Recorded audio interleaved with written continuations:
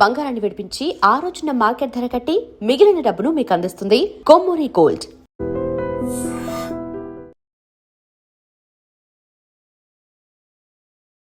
నమస్కారం, welcome to I dream.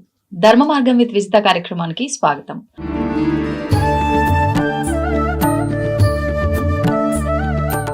ప్రస్తుతం మనతో పాటు ఉన్నారు శ్రీ విద్యా ఉపాసకురాలు గీతా కుమార్ గారు. ఇప్పుడు వారితో మాట్లాడి మరిన్ని విషయాలు తెలుసుకుందాం. ముఖ్యంగా శివుడికి సంబంధించిన శివ ఆరాధన ఎంతో మందిని చేస్తూ ఉంటాం, కానీ మనకి ఎన్నెన్నో సందేహాలు తలెత్తుతూనే ఉంటాయి. మరి ఆ సందేహాలన్నీ కూడా ఇప్పుడు వారితో మాట్లాడి నివృత్తి చేసుకునే ప్రయత్నం అయితే చేద్దాం. నమస్కారం మా. శ్రీమాత్రే నమః. నమస్తే అమ్మా. అయితే ఇప్పుడు శివారాధన ముఖ్యంగా సోమవారాలే మనం ఎక్కువగా ఆచరిస్తూ ఉంటాం. అంటే నిత్యము శివుణ్ణి ఆరాధించే వాళ్ళు ఉన్నప్పటికీ విశేషంగా మనకు సోమవారం వచ్చింది అంటే ఇంకొంచెం ప్రత్యేకించి చేయాలి శివయ్యకు ఆరాధన అని చెప్పి ఆలోచిస్తూ ఉంటాం. ఎందుకు విశేషంగా సోమవారమే శివారాధనకి ప్రత్యేకం? సోమవారం అంటే శివుడికి ఎందుకు ప్రత్యేకం అంటే, సోమవారం చంద్రుడికి సంబంధించిన వారం. మనకి వారం ఆదివారంతో మొదలవుతుంది. ఆదివారం ఎవరికి సంబంధించిన వారం? సూర్యుడికి సంబంధించిన వారం. సోమవారం చంద్రుడికి సంబంధించిన వారం.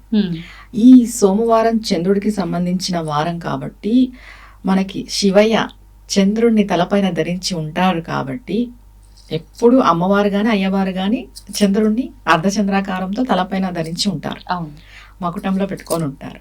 అందుకు సంబంధించి సోమవారం విశేషంగా శివుడికి పూజ చేస్తారు.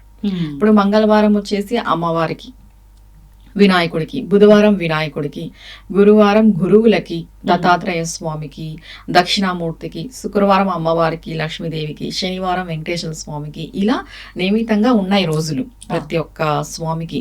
అలా అని సోమవారమే చేయాలా పూజ అనంటే, శైవులు ప్రతిరోజు శివుడికి చేస్తారు, వైష్ణవులు ప్రతిరోజు వైష్ణవుడికి చేస్తారు, శాక్తేయులు ప్రతిరోజు అమ్మవారికి చేస్తారు. ఇప్పుడు మనకి పంచాయతన పూజ అని ఉంది.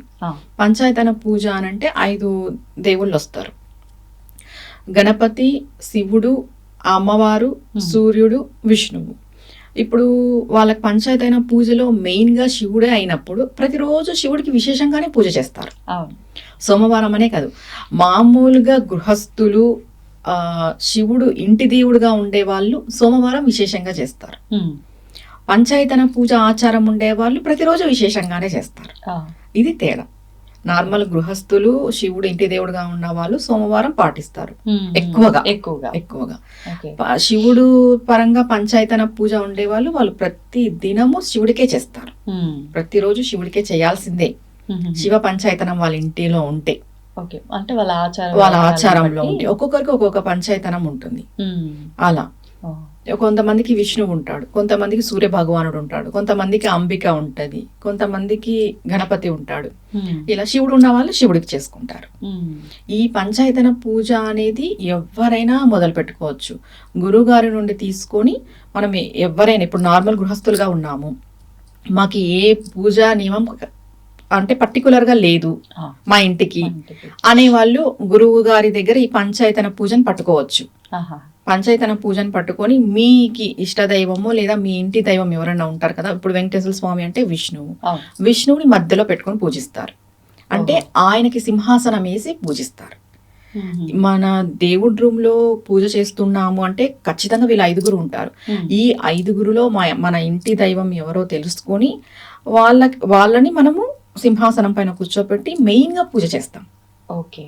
ఇది ఒకటి. తర్వాత గురు పరంపరలో ఒక దేవతామూర్తులు వస్తారు, మన గురువులు ఇస్తారు మనకి. వాళ్ళని మనం వాళ్ళే డిసైడ్ చేస్తారు ఎవరు అనేది వాళ్ళు డిసైడ్ చేసి ఇస్తారు గురువులు. అప్పుడు మనం వాళ్ళని సింహాసనం వేసి మెయిన్ గా వాళ్ళే అని మనం కూర్చోబెట్టుకుంటాం. మా ఇంటికి ఒక్కరే దేవుడు, ఒకటే దేవత, అది ఎవరు అనేది మనం డిసైడ్ చేసుకోవాలి. ఒకవేళ ఇప్పటి వరకు మన ఇంటి దైవము శివుడు గాని విష్ణువు గాని ఉన్నారనుకోండి, ఇప్పుడు మధ్యలో మనం అలా గురువు దగ్గర నుంచి దీక్ష తీసుకుంటున్నప్పుడు గురువు వేరే ఇస్తే అప్పుడు గురువుదే ప్రయారిటీ. ఎందుకంటే మనకి గురువు అంటేనే సాక్షాత్ అమ్మవారి స్వరూపము. మనం ఒక గురువుని అనుసరించిపోతున్నాము అని అంటే ఆయన ఎలా చెప్తే అలా చేసుకోవాల్సిందే.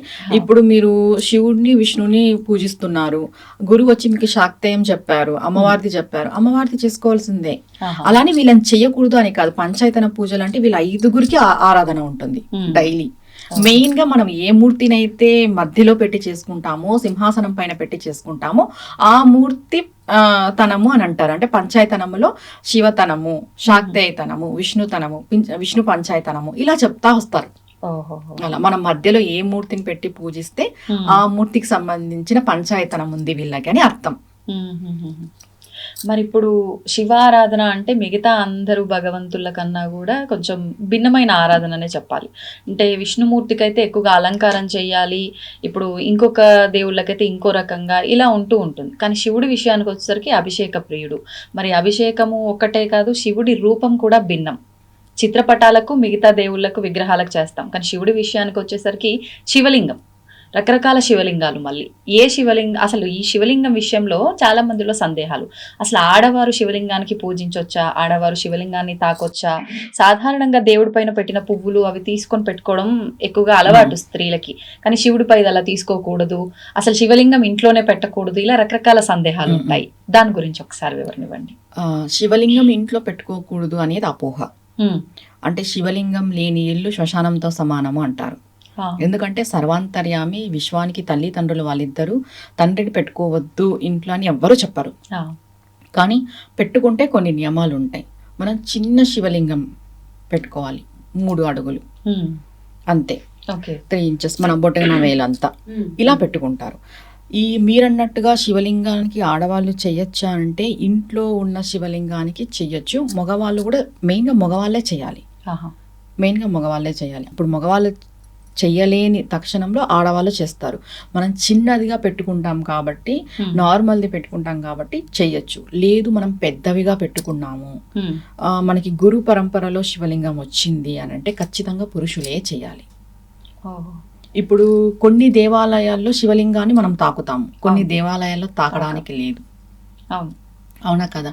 కానీ మన ఊర్లలో ఉన్న దేవాలయాల్లో ఏమైపోయిందంటే ఇప్పుడు అందరూ పోయి శివలింగాన్ని తాకుతారు. అది అంటే మీకు నచ్చకపోని అది తప్పు. ఏ దేవాలయాల్లో అయితే తాకచ్చు అని ఉంటే అది మాత్రమే తాకాలి. అన్నిటిని పోయి తాకడము. ఇంకొకటి ఇంకా చెప్పాలంటే ఇప్పుడు గుళ్ళకి వెళ్ళినా లూజ్ హెయిర్ వేసుకొని వెళ్ళి పోయి ఆ శివలింగం పైన తల పెట్టేసి తల ఆనిచ్చేసి దాన్ని పట్టుకొనేసి ఆ హెయిర్ అంతా శివలింగానికి తగిలేలాగా కూడా చేస్తున్నారు ఆడవాళ్ళు. నిజమా కదా? అది మహాపాపం, ఎక్కువైపోతుంది. అది పాపం వస్తుంది దానికి చెప్పాలంటే. ఎక్కడైతే వాళ్ళ అంటే మనకి దేవాలయాలు ఎప్పుడు ఆగమ శాస్త్రం ప్రకారం నడుస్తాయి. ఒక్కొక్క దేవాలయానికి ఒక్కొక్క ప్రధానమైన ఇది ఉంటుంది, రూల్. ఆ రూల్స్ ప్రకారమే మనం పాటించాలి. ఇప్పుడు మన ఊళ్ళల్లో ఉన్న దేవాలయాల్లో కూడా కొన్ని దేవాలయాల్లో ముట్టుకోవడానికి ఉండదు, కొన్ని దేవాలయాల్లోనే ఉంటుంది. కానీ ఇప్పుడు అన్ని దేవాలయాలను ముట్టుకోవడానికి ఇస్తున్నారు. చెప్పాలంటే ముట్టుకోకూడదనే చెప్పాలి. శివలింగము అంటే ఆయన ఒక లింగం, శివలింగం పరమేశ్వరుడు యొక్క లింగం. అంటే ఇప్పుడు శ్రీశైలంలో స్పర్శ దర్శనం ఉంది, అరుణాచలంలో లేదు. ఎందుకు లేదు? అక్కడ నియమాలు అలా ఉన్నాయి. నియమానుసారంగా ఉంటుంది ఏదైనా కూడా. ఇప్పుడు కొన్ని ఇది ముట్టుకోకూడదు అన్నప్పుడు నువ్వు వెళ్ళి నేను ముట్టుకుంటానంటే దోషమే కదా. అంతే, అది దోషం రాదని చెప్పడానికి లేదు. ఇంట్లో శివలింగం పెట్టుకొని పూజించి ఇప్పుడు నార్మల్ది పెట్టుకుంటాం ఇంట్లో. ఆడవాళ్ళకి శ్రేష్టమైనది అంటే పార్థివ లింగం, మట్టితో చేసిన లింగం, సైకత లింగం. ఈ మట్టితో చేసిన లింగాన్ని ఆడవాళ్ళు పూజిస్తే చాలా చాలా మంచిది. ఇంకా మిగతా ఇప్పుడు చాలా రకాలుగా వ్యాపారం కూడా వచ్చేసింది. అంటే మరకతలింగం పెట్టుకుంటే ఒకటని, స్ఫటికలింగం పెట్టుకుంటే ఒకటని, బాణలింగం పెట్టుకుంటే ఒకటని ఇలా అయిపోయింది. శివలింగం పెట్టుకోవాలి, శివుడికి మనం పూజ చేయాలి. ఇప్పుడు మరకతలింగం పెట్టుకుంటేనే మనకి ఐశ్వర్యం ఇస్తాడా శివుడు? స్ఫటికలింగం పెట్టుకుంటేనే జ్ఞానం ఇస్తాడా శివుడు? కానీ అలానే అంటున్నారు. అది పొరపాటు. ఇంకా నేను మొన్న రీసెంట్గా ఎవరితో నేను విన్నాను, ఎవరో నాకు చెప్పారు, వాళ్ళకి ఎవరో చెప్పారంట, మా ఇంట్లో ఇట్లా శివలింగం ఉంది, అది నాకు నచ్చలేదు, నేను ఇంకొకటి కూడా తెప్పించుకోవడం జరిగింది. శివలింగం నచ్చలేదు అనడం ఏంటి? నాకు ఆట వస్తువు అనుకుంటున్నారా? నాకు అది నేను టెంపుల్స్లో అంటే నచ్చకపోతే నువ్వు టెంపుల్స్లో ఇచ్చేస్తావు, నచ్చింది నువ్వు పెట్టుకో, ఇలా ఎన్ని మారుస్తుంటావు? తప్పు, అది మార్చడం అనేది పొరపాటు. మీ ఇంట్లో శివలింగం ఉంది అంటే ఆ దాంట్లోనే ఎవరైనా సరే శివుడిని చూడాలి. నువ్వు స్ఫటికలింగంలో శివుడు ఉన్నాడు, ఇంకొక లింగంలో శివుడు లేడు, పంచలోహ లింగంలో శివుడు ఉన్నాడు, ఇంకొక లింగంలో శివుడు లేడు అంటే ఇంకా నీ భక్తి ఎక్కడి వరకు? అని నచ్చలేదు అంటే నీకెందుకు నచ్చాలి ఈ లింగం అనేది? ఆయన శివుడు, ఒక దేవతా స్వరూపంగా భావన చెయ్యట్లే అక్కడ. ఇప్పుడు నువ్వు షో పీస్ లాగా నువ్వు భావన చేస్తున్నట్టే కదా, ఇంకా అంతే తప్పు. అది మహాపాపం అలా అనుకోవడం. ఇప్పుడు మన ఇంట్లో ఏదైనా ఉంది, దానికే పూజ. సరే, మనకి ఎవరైనా ఇచ్చారు, షోకేస్ లో పెట్టుకోవడమా, లేదా పూజా మందిరంలో కూడా ఎక్కువ శివలింగాలు పెట్టుకోకూడదు. ఒకటి ఉంటే సరిపోతుంది కదమ్మా పూజ చేసుకోవడానికి. 100 ఎందుకు చెప్పు? ఇప్పుడు నువ్వు 100 పెట్టి చేసినా ఒకటే శివుడే, ఒకటి పెట్టి చేసినా ఒకటే శివుడే. నువ్వు ఏదైతే నువ్వు పెట్టి చేస్తున్నావో దాంట్లోనే ఆయన ఉన్నాడు అనే భావన కలగాలి తప్ప, ఇప్పుడు మా ఇంట్లో పంచలోహం ఉంది, ఇప్పుడు నేను విన్నాను మరకతలింగం పెట్టుకుంటే మంచిదని, డబ్బులు బాగా వస్తాయని అంటే మీ ఇంట్లో ఉన్న పంచలోహం శివుడు నీకు డబ్బులు ఇవ్వడా? అంటే మనం ఏ లోహాన్ని అయితే ఉపయోగిస్తున్నామో ఆ లోహ ప్రభావం కూడా ఉంటది అనే భావన. అంటే లోహమే శివుడు అంటారా? ఇప్పుడు లోహం శివుడు కాదమ్మా, మన భావన శివుడు. ఇప్పుడు రాయిని కూడా మనం పూజిస్తున్నాం. దేనికి పూజిస్తున్నాము? అందులోనూ భగవంతుడు. మనం అసలు మన సనాతన ధర్మం గొప్పతనం ఏమంటే రాయిలో కూడా భగవంతుని చూస్తున్నాం. కానీ ఆ దరిద్రం ఏమంటే మనుషుల్లో భగవంతుని చూడలేకపోతున్నాం. మనం ప్రతి మనిషిలోనే భగవంతుని చూడాలి అని కూడా చెప్తున్నాం, అది చేయట్లేదు. మనం రాయిలో రాక్షసులే కనిపిస్తారు మనుషుల్లో. అవునా కదా? నువ్వు రాయిలోనే భగవంతుని చూసేటప్పుడు ఈ శివలింగం పెట్టుకుంటేనే నీకు మంచి జరుగుతుంది, ఈ శివలింగానికి అభిషేకం చేస్తేనే మంచి జరుగుతుంది అనేది భ్రమ. మీ ఇంట్లో అస్సలు శివలింగం లేదు, ఇప్పుడు ఏదో మరకత లింగాలు అవన్నీ వచ్చాయి కదా, మీకు ఏది నచ్చితే అది పెట్టుకోండి. కానీ శివలింగం ఉండి ఇది నాకు నచ్చలేదు, నేను దీన్ని మార్చేస్తాను, ఇప్పుడు ఇంకొకటి ఏదో పెట్టుకుంటే ఏదో జరుగుతుంది, ఇలాంటివి చెయ్యొద్దు. ఇప్పుడు ఒకవేళ మీరన్నట్లు మట్టితో చేసిన శివలింగం అయితే అన్నిటికన్నా శ్రేష్టం అన్నారు, ఆడవాళ్ళకి చాలా శ్రేష్టం. మరి ఇప్పుడు ఒకవేళ రోజు శివారాధన చేసే వాళ్ళు ఉన్నారు, ఏ రోజుకి ఆ రోజే చేసుకోవాలా, ఏ రకంగా?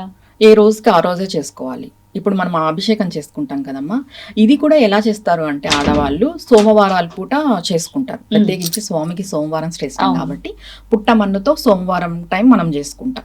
అండ్ నెక్స్ట్ కొంతమంది 40 రోజుల దీక్ష, 108 రోజుల దీక్ష పెట్టుకుంటారు. ఎందుకని ఈ దీక్ష? ఆడవారి ఏదైనా వాళ్ళ కామ్యం కొరకు లేదా శివానుగ్రహం కొరకు. శివానుగ్రహం కొరకు పుట్టమన్నుతో చేసిన మన అభిషేకం కానీ పూజ కానీ సత్వర ఫలితం ఇస్తుంది. ఎందుకంటే సాక్షాత్తు పార్వతీదేవినే ఆమె సైకతలింగం చేసింది, మట్టితో శివలింగాన్ని చేసింది. ఆమె శివుణ్ణి చేరుకోవడానికి ముందు తపస్సు చేసింది, కొన్ని సంవత్సరాలు తపస్సు చేసినప్పుడు ఆమె మట్టితో చేసిన శివలింగం పెట్టుకునే తపస్సు చేసింది. శివుడు పరీక్షిద్దాము అని గంగను వదిలాడంట. ఇప్పుడు అది ఇదే అయిపోతే స్పాయిల్ అయిపోతే ఏం చేస్తుందో చూద్దాము అని, అప్పుడు ఆ టైంలో ఆమె వెళ్ళి ఇలా పట్టుకోనింది శివలింగాన్ని, ఆలింగనం చేసుకోనింది, హగ్ చేసుకోనింది. అంటే సాక్షాత్తు పార్వతీ అమ్మవారికే తప్పలేవు ఇలాంటివి పరీక్షలు. మనం ఎంత అంతే కదా, అవునా కదా? అంటే భక్తుడి ఓపిక ఎంత ఏంటి అనేది టెస్ట్ చేస్తాడేమో స్వామి ఇలా. ఖచ్చితంగా అప్పుడు టెస్ట్ చేసినప్పుడు ఆమె వెళ్ళి ఇలా హత్తుకోనింది శివలింగాన్ని. సాక్షాత్తు పార్వతీ మాతనే సైకత లింగానికి పూజ చేసింది, మట్టి శివలింగానికి పూజ చేస్తుంది. ఆడవాళ్ళు పూజ చేసుకోవడానికి శ్రేష్టమైనది మట్టి శివలింగం. లేదా ఇంట్లో మీకు ఉంటుంది, చిన్నదిగా పెట్టుకోండి, పెద్దవి అవసరం లేదు. ఉన్నది మార్చద్దు, ఇంకొకటి పెట్టుకుంటే ఏదో అవుతుంది, ఏదో జరిగిపోతుంది అనడం మన భక్తి లోపం అని చెప్తా నేను. ఉన్న దాంట్లోనే పరమేశ్వరుని చూసుకోవాలి, ఎక్కడ లేడు ఆయన. ఇప్పుడు చాలా వరకు ఇంట్లో మీరు అన్నట్టు పూజా మందిరంలో ఒక శివలింగము, తులసి మొక్కలో ఇంకొక శివలింగం చాలా మంది పెడుతూ ఉంటారు. అంటే ఎందుకు అట్లా అని అడిగినప్పుడు స్వామి అభిషేక ప్రియుడు కదా, తులసమ్మకు నీళ్లు పోసిన ప్రతిసారి స్వామికి అభిషేకం జరిగినట్లు అని చెప్పి, అది నిజంగా కరెక్ట్ పద్ధతి అంటారా? కాదు, కరెక్ట్ పద్ధతి ఎందుకని? అయితే పూజా మందిరంలో ఉండాలి. మనం మట్టిది చేసుకుంటాం కదా, అది పెట్టచ్చు చెట్లలో, బిల్వపత్రి చెట్లో కానీ తులసి చెట్లో కానీ. కొంతమంది అసలు పెట్టకూడదు అని కూడా అంటారు, తులసమ్మ దగ్గర పెట్టకూడదు అంటారు. ఇప్పుడు వినాయకుడికి కూడా తులసి పత్రితో పూజ చేయరు, దానికనేసి ఇప్పుడు పెట్టకూడదు అంటారు. కానీ మీరు లోహంతో కూడుకున్నది కానీ రాయితో కూడుకున్నది కానీ తీసుకెళ్లి అక్కడ పెట్టేసి తులసిదేవికి నీళ్లు పోస్తాము, అది అలానే ఆయనకు జరుగుతుందని అనుకోవడం తప్పు. అయితే పూజా మందిరంలో ఉండాలి. మట్టిదైతే మనం పూజ అంతా అయిపోయిన తర్వాత వాటర్ లో వేస్తాం లేదా చెట్లలో పెట్టేస్తాం, అది కరిగిపోతుంది కాబట్టి ఇది చేసుకోవాలి. ఇప్పుడు నేను ఇందాకే అడిగినట్టుగా శివుడి పైన, శివలింగం పైన ఉన్న పూలని స్త్రీలు ధారణ చేస్తూ ఉంటారు, నిజంగా అలా పెట్టుకోవచ్చు అంటారా? శివుడి దగ్గర ఉండే ఏది కూడా మనం తీసుకోవడానికి అర్హత లేదు.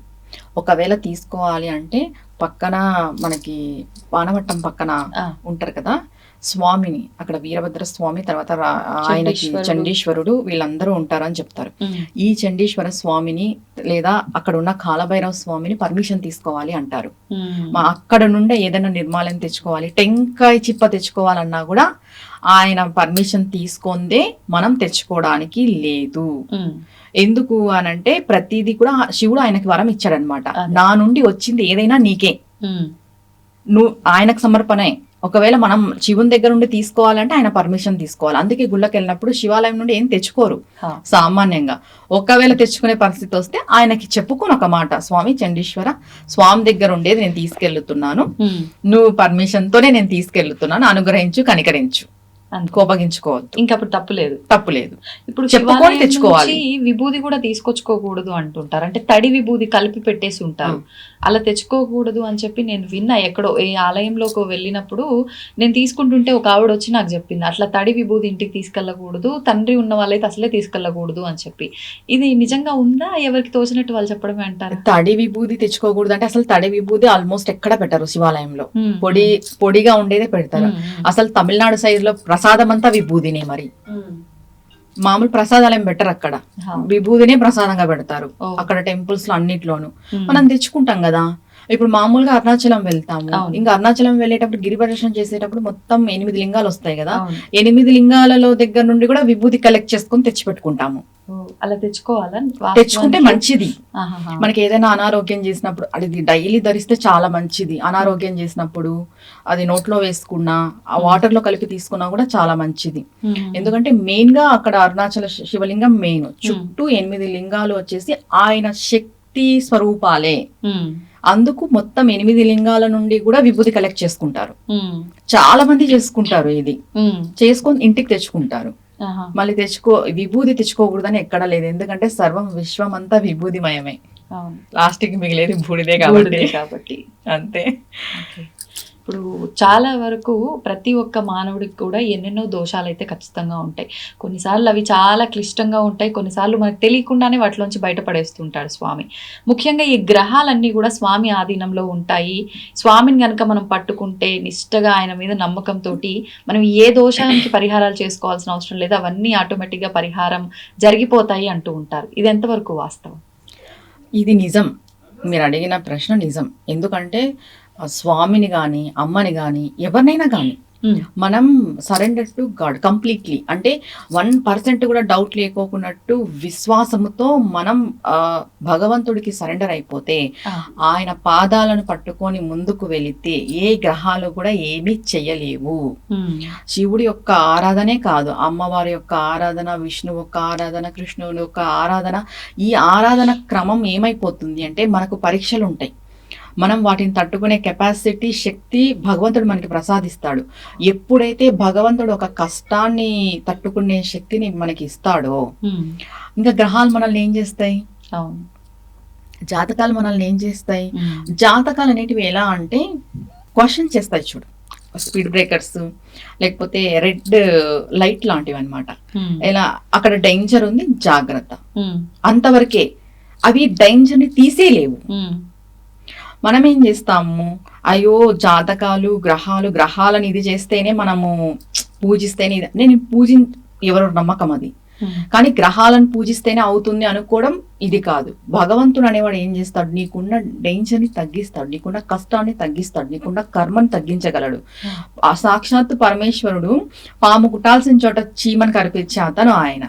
అసలు ఆయన లేనిది ఏది జరగదు. ఈశ్వరుడు ఇవ్వలేనిదంటూ ఏం లేదు. బోలాశంకరుడు సులభుడు, ఆయన ఏదైనా కూడా ఇచ్చేసే అంత గొప్పవాడు. అలాంటి శివుణ్ణి మనం పట్టుకున్నప్పుడు ఈ గ్రహాలన్నీ మనల్ని ఏం చేస్తాయి, ఏమీ చెయ్యవు. కానీ ఇక్కడ ఏమైపోతుంది అంటే ఈ కలియుగంలో భక్తి లోపం ఎక్కువ అందరికి. కానీ అందరూ భక్తి, మేము చూపిస్తున్నది భక్తి అని భక్తి అని అనుకుంటున్నారు కానీ భక్తి లోపం చాలా ఉంది. ఎలా అంటే ఎవరికి వాళ్ళకి నమ్మకం లేదు. ఇప్పుడు ఈ రోజు శివుని ఆరాధన చేస్తారు, కొన్ని రోజులు శివ ఆరాధన చేస్తారు, మళ్ళీ వచ్చి ఇంకొకరు వచ్చి ఇలా అమ్మవారు ఇట్లా మేము ఇలా చేసిన తర్వాత మాకు ఇలా జరిగిందని ఇంకొకరు చెప్తే కన్వర్ట్ అమ్మవారు అంతే. ఇంకా కొన్ని రోజులు పోతే హరే కృష్ణ వాళ్ళు వచ్చేసి ఇట్లా కృష్ణుడు అంటే ఇట్లా ఉంటుంది, మనశ్శాంతి ఉంటుంది, ఇలా పీస్ఫుల్ గా ఉంటుంది అంటే కన్వర్ట్ హరే కృష్ణ. అంటే అందరూ దేవుళ్ళే, కానీ అందరి దేవుళ్ళని ఒకటే పరమాత్మలోనే చూడాలి. ఆ స్థాయికి మన భక్తి రావాలి. ఎంతసేపు మనం మార్చుకుంటూ పోతే నువ్వు ఇక్కడే మార్చుకుంటూనే ఉండిపోతావు. దాన్ని దాటి ఎలా వెళ్ళగలవు? దాన్ని దాటి వెళ్తేనే కదా నిజమైన భక్తి అనేది. ఇప్పుడు మనం చేసే పూజ క్రతువులు, ఈ పంచ పూజ, షోడశోపచార పూజ, ఈ విగ్రహ ఆరాధన, శివలింగ ఆరాధన, ఇది అంతా మనల్ని క్రమశిక్షణ పెట్టడానికి మాత్రమే. దీనికి మించి పైన ఒకటి ఉంది, ఏమీ చెయ్యలేకపోయినా కూడా మానస పూజ అనేది ఒకటి ఉంటది. మనం మనసుతో చేసేది, ఎక్కడున్నా మనసుతో చేసుకునేది. ఆ స్థాయికి మనం వెళ్ళాలి. ఆ స్థాయికి మనం వెళ్ళడానికే ఈ క్రతువులన్నీ. అంటే కనీసం ఆ మనసుని దానిపై లగ్నం చేయడం కోసం ఈ ముందు అంతా కూడా ప్రాక్టికల్ ఎగ్జామ్స్ లాగా ఇది ఒక ప్రాక్టీస్ అనుకోవాలంతే. ఈ ప్రాక్టీస్ చేస్తూ పోతే నీ దగ్గర ఏ వస్తువులు లేవు, కానీ నువ్వు అమ్మగ్గాని అయ్యగ్గాని చేసేస్తావు పూజ. ఆ స్థాయికి నువ్వు రావాలి. ఎంతసేపు ఈ శివలింగాలు మార్చడంలోను, ఈ అభిషేకాల్లోను, ఈ పూలు పెట్టుకోవడాల్లోను, ఈ అలంకరణలోను, ఈ ప్రసాదాల్లోను ఇక్కడే ఆగిపోకూడదు భక్తి అనేది. దీన్ని దాటి వెళ్ళాలి. అవును, ఇంతకు ముందే మనం మాట్లాడుకున్నట్టు శివుణ్ణి ఆరాధిస్తే మనకు నిజంగా ఎటువంటివి కూడా మన దరికి చేరవు ఇబ్బందులు అని చెప్పి. అంటే ఎటువంటిది అని అంటే మృత్యుగండాలు కూడా తొలగిపోతాయా? ముఖ్యంగా మనకు మార్కండేయుడిది ఒక స్టోరీ కూడా మనం వింటాం పురాణాలను బట్టి.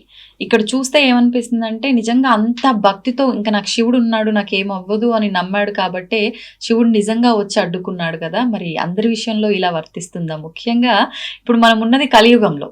ఈ కలియుగంలో భగవంతుడు నిజంగా ప్రత్యక్షం అవ్వటానికే సాధ్యపడదు అన్నప్పుడు ఇట్లా మృత్యువును కూడా ఆపగలుగుతాడా అనేది క్వశ్చన్.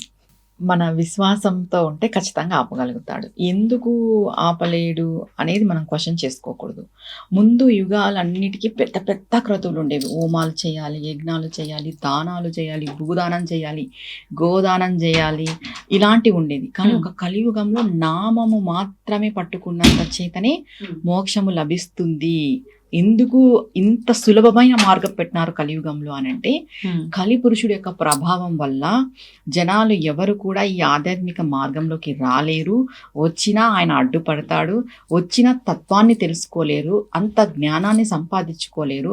రాను రాను కలి ప్రభావం వల్ల మనుషుల్లో విచక్షణ కోల్పోతారు. కాబట్టి ఒక్క నామాన్ని పట్టుకోండి అని చెప్పడం జరిగింది. ఎందుకు భగవంతుడు రాడు? మార్కండేయుడి కథ మనకు తెలుసు, ఇంకా ప్రహ్లాదుడి కథ మనకు తెలుసు. ఇంత నమ్మకంగా ఉన్నప్పుడు భగవంతుడు ఎందుకు రాడు? ఖచ్చితంగా వస్తాడు. రాడు అనుకోవడం మన తెలివి తక్కువతనం. ఇప్పుడు చాలా మంది ఒకటి ఆలోచించాలండి, పెద్ద పెద్ద కష్టాలు వచ్చింటాయి జీవితంలో, వాటిని మనం దాటేసి ముందుకు వచ్చింటాం. ఆ కష్టం ఎలా దాటినామో కూడా మనకు తెలీదు. అసలు ఒక్కొక్కసారి అనిపిస్తుంది అంత పెద్ద కష్టాన్ని నేనేనా దాటిండేది అని. నిజం మరి మనకే డౌట్ వస్తుంది, అంత పెద్ద కష్టాన్ని మనమేనా దాటిండేది అనేసి. అది ఎలా సాధ్యమవుతుంది? ఈశ్వరుడి చేత సాధ్యమవుతుంది. నేను ఒకటే చెప్తాను, శివాజ్ఞ లేనిదే చీమైన కుట్టదు అంటారు. పాము కరవాల్సిన చోట చీమను కరిపించి వదిలేసే అంత దయాపరుడు ఆ పరమాత్మ. అంటే జరగాల్సింది జరుగుతుంది కానీ దాని తీవ్రత మాత్రం తెలియకుండా తగ్గించగలడు, తీవ్రతని తగ్గించగలడు. ఇప్పుడు ఈ మానవ జన్మ లభించింది అని అంటే కొన్ని జన్మలు తిరిగిన తర్వాత మానవ జన్మ లభిస్తుంది. ఒకటి, ఇప్పుడు ఎత్తిన జన్మనే జన్మ కాదు, జన్మాంతరం మనం ఉంటది. కర్మ వల్ల మనకి జన్మ లభిస్తుంది, కర్మ అనుభవించడానికే జన్మ.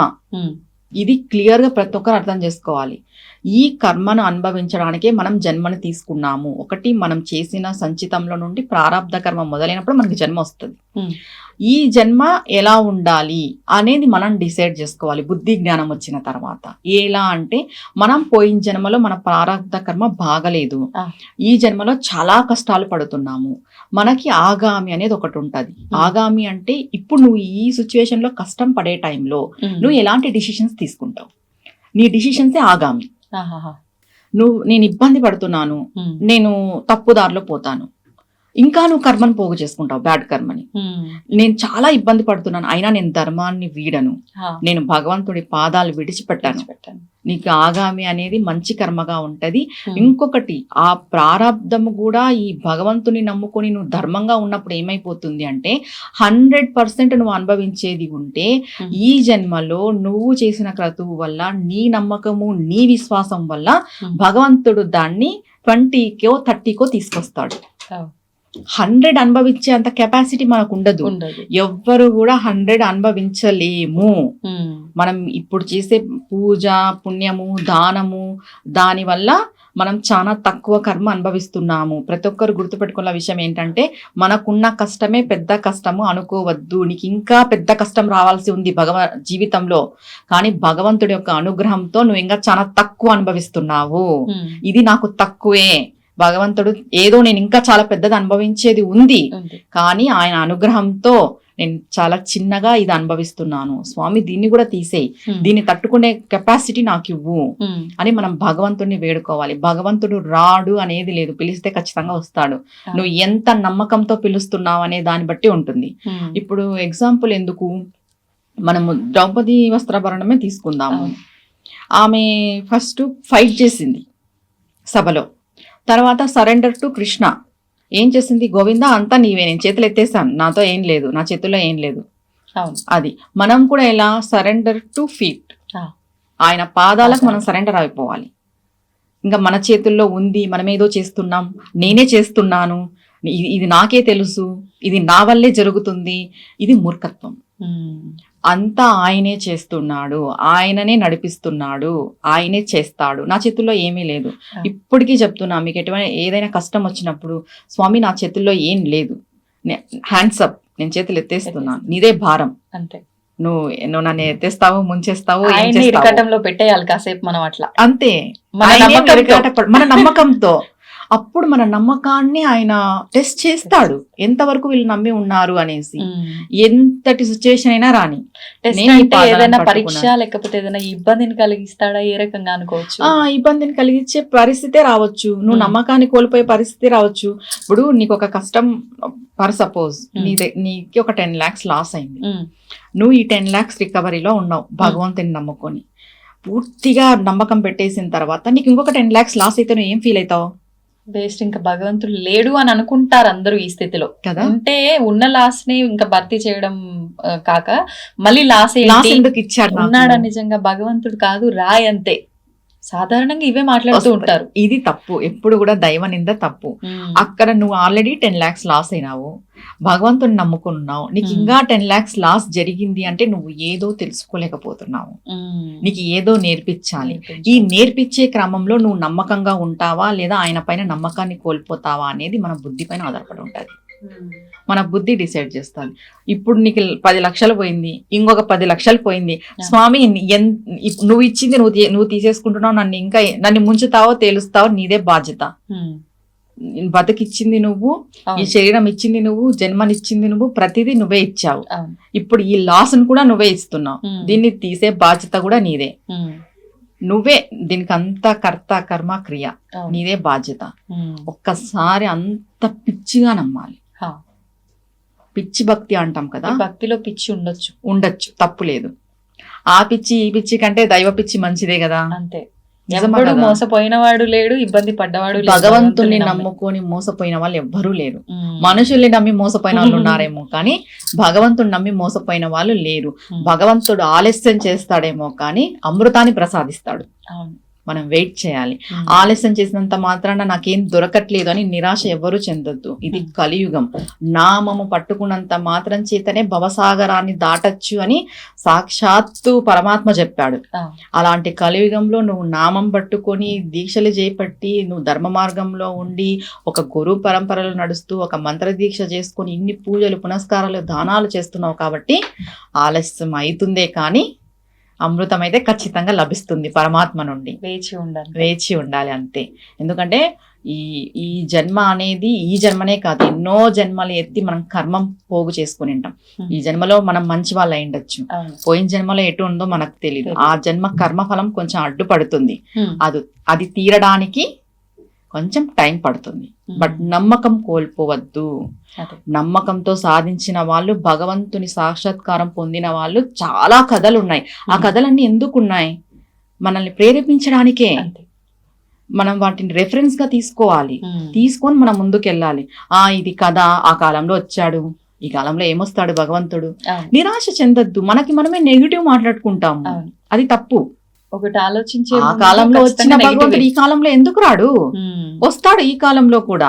అదే. నీ సాధన అలా ఉండాలి, ఉమ్. నీ కృషి అలా ఉండాలి, నీ నమ్మకం అలా ఉండాలి. అవును. భగవంతుడే ఏదైనా కూడా ఆయనే చేస్తున్నాడు, ఆయనదే. ఉమ్. నేను నిమిత్తరాలు మాత్రమే, నేను నిమిత్తులను మాత్రమే అనే ఫీలింగ్ లో మనం బతకాలి. ఉమ్. నేను లేదు. అది లాస్ట్కి ఏమైపోతుందంటే పరమాత్మే మనమైతాం, మనమే పరమాత్మ అవుతాం. ఇప్పుడు సరే, అందరికీ తోచిన ఆరాధన ఒకటి, శాస్త్రాలు పురాణాలు చెప్పిన ఆరాధన ఒకటి. విశేషంగా నేను ఇక్కడే కొబ్బరికాయ పువ్వులు నేను ఇక్కడే ఆగిపోతా అనుకుంటే అది నిజంగా ఏ నాలెడ్జ్ లేని ఒక చిన్న, అంటే స్కూల్కి వెళ్ళని వయసులో ఉండే విద్యార్థి ఏ స్థితిలో ఉన్నాడో ఆ స్థితిలో ఉన్నట్లే ఖచ్చితంగా భక్తిలో అంటారు.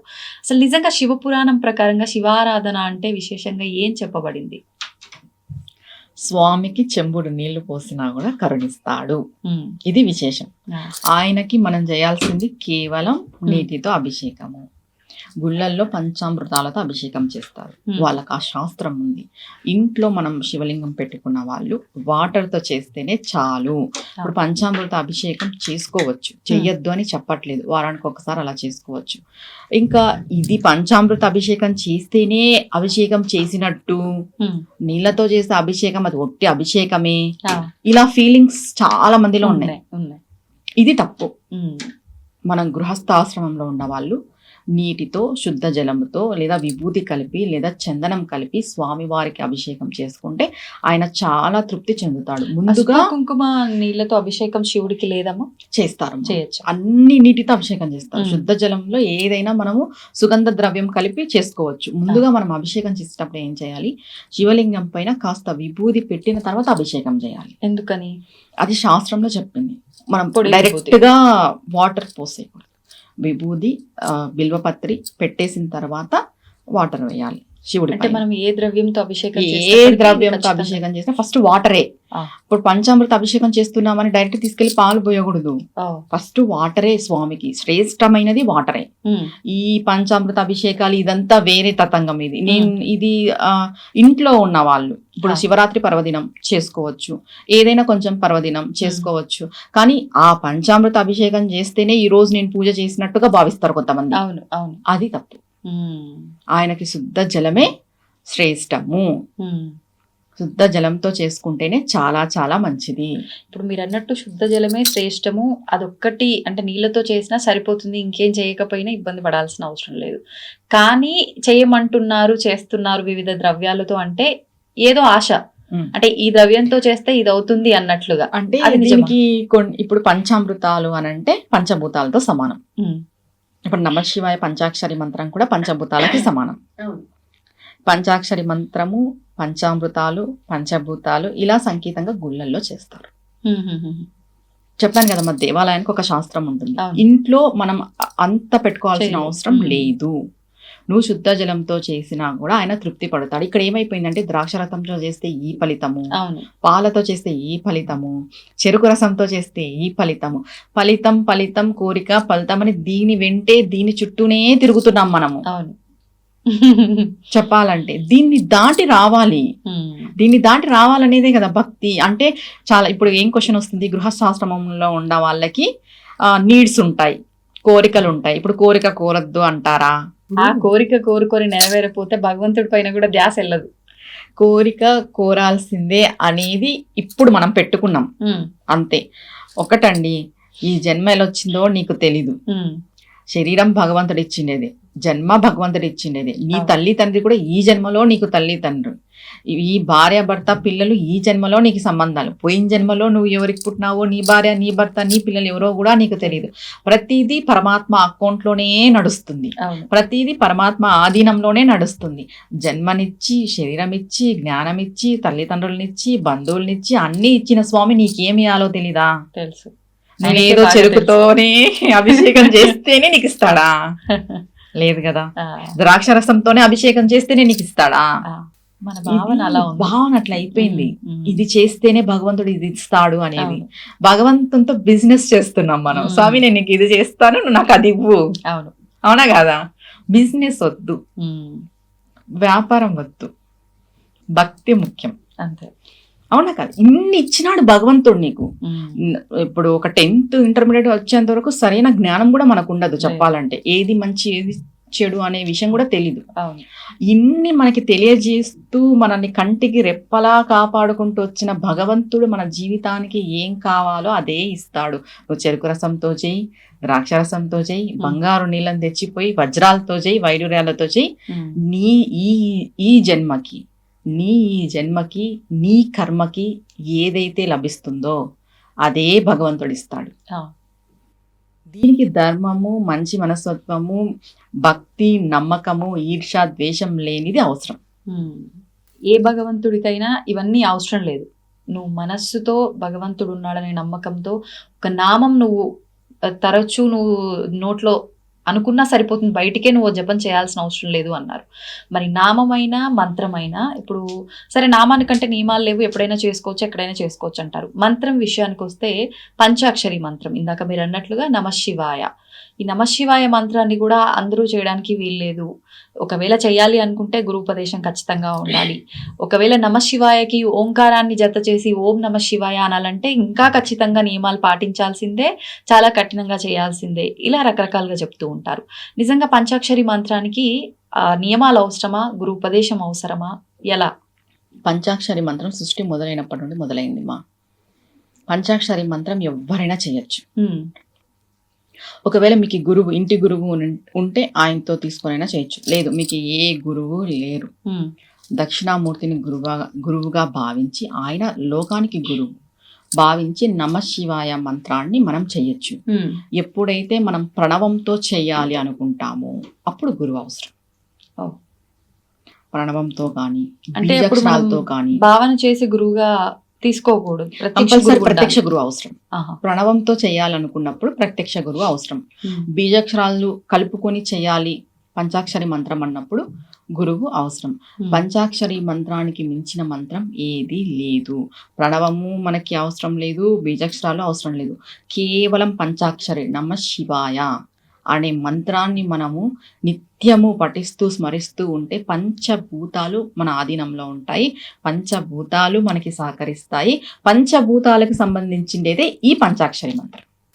పంచభూతాలకి మనం ఒక ఆరాధన, కృతజ్ఞత తెలుపుకున్నట్టే పంచభూత తత్వంతో ఉన్న భగవంతుడికి, ఈశ్వరుడు కూడా పంచభూతాలకి సంబంధించి లింగాలు ఉన్నాయి మనకి. ఆ పంచభూతాలకి సంబంధించిన లింగాల యొక్క ఆశీర్వాదం మనకి లభిస్తుంది ఈ యొక్క పంచాక్షరి చేయడం వల్ల. పంచాక్షరికి ఎటువంటి నియమం లేదు, ఎల్ల వేళలా నువ్వు స్మరించవచ్చు.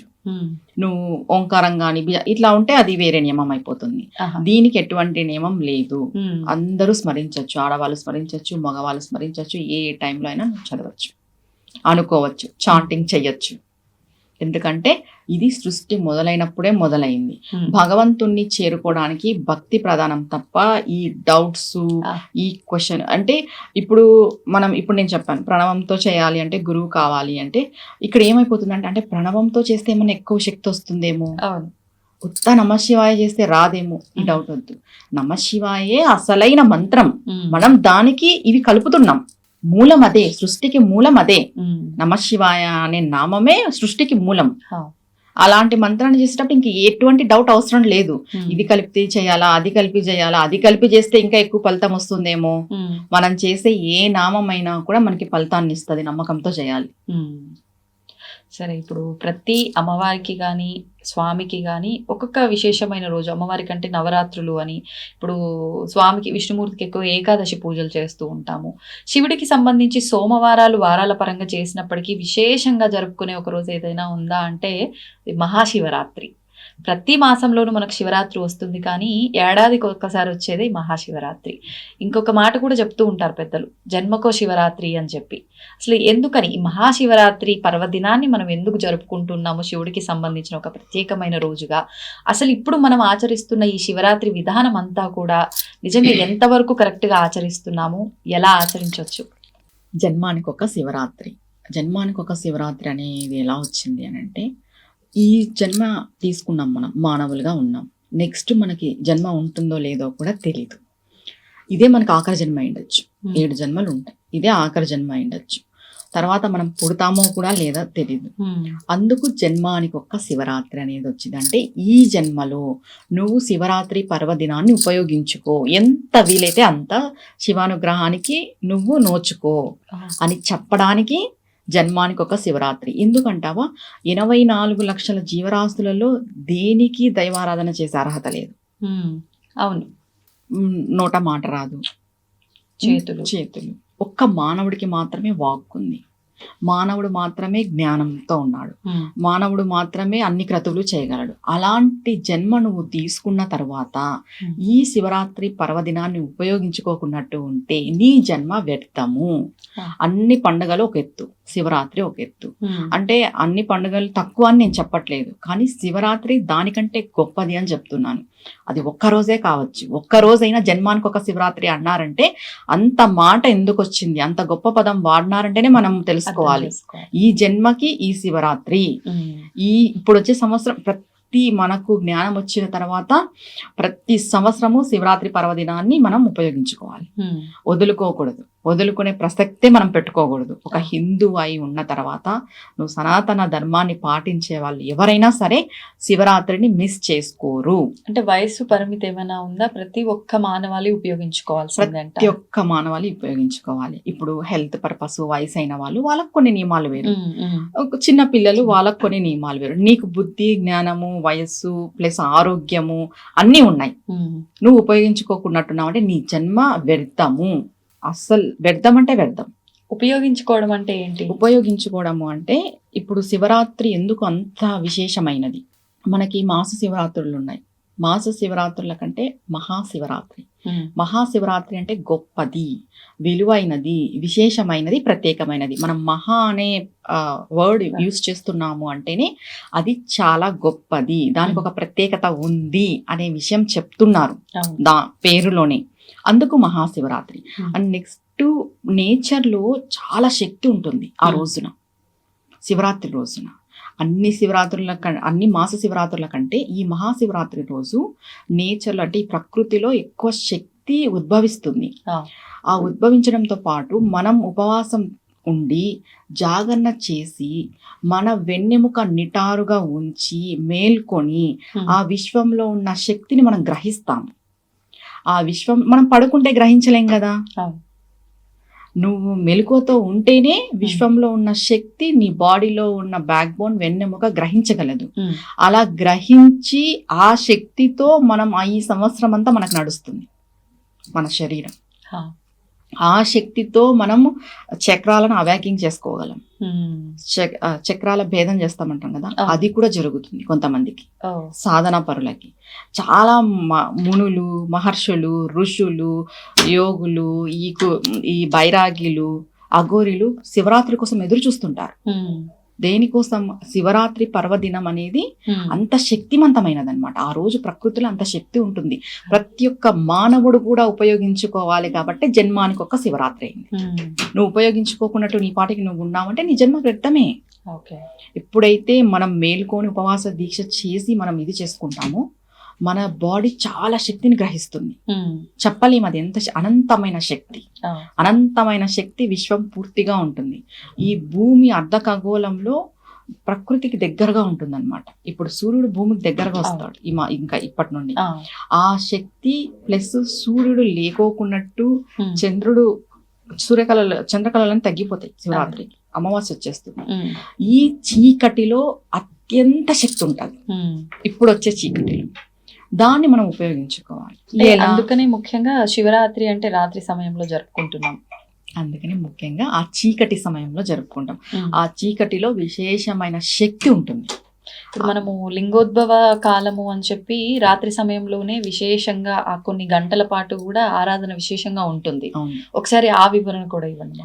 ముందుగా మనం స్టార్టింగ్ ఉదయాన్నే ఏం చేయాలి? లేచిన వెంటనే కాలకృతాలన్నీ తీర్చుకొని స్నానాధికాలన్నీ చేసేసుకొని స్వామికి సంకల్పం చేసుకుంటాం. స్వామి, ఇవాళ నీ కొరకు, నీ కోసమే, ఎవ్వరు కోరిక కోరద్దు, శివరాత్రి రోజు అసలే కోరద్దు. ఉమ్, ఇన్ని రోజులు మనం కోరిక మేరకే చేసింటాం కదా, ఇప్పుడు మాత్రం స్వామి కొరకు చేయాలి.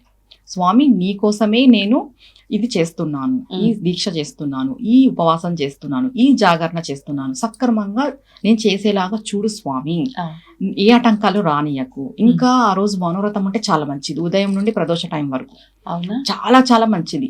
అంటే దేవుడి నామము మంత్రము స్మరణ చేయొచ్చు, చాంటింగ్ చేస్తాం మౌనవ్రతంలో కూడా. బయటికి చదవడం పురాణము లేదు, అలాంటివి మనసులో అనుకోవాలి. మనసులో. పురాణం అవన్నీ చదవచ్చు, అంటే బయటికి బయటికి చదవకూడదు. చదవకూడదు. మౌనం అంటే కంప్లీట్ గా మౌనం. ఎప్పుడైతే మనం మౌనంగా ఉంటామో ఉమ్, మన బ్రెయిన్ యాక్టివేట్ అయ్యి మన బ్యాక్ బోన్ ఇంకా యాక్టివేట్ అయ్యి శక్తిని ఎక్కువ గ్రహిస్తుంది అన్నమాట. ఇప్పుడు ఒకవేళ ఎంత సమయం అయితే ఉండగలుగుతాము అనుకుంటామో అంత సమయం ఉండొచ్చా? కంప్లీట్ 24 అవర్స్, లేదంటే ఆ డే గానీ రాత్రి గానీ ఉండాలంటారా? 24 అవర్స్ కాదమ్మా, ఉమ్. మార్నింగ్ నుండి ఈవినింగ్ వరకు ప్రదోష టైం వరకు ఉండాలి.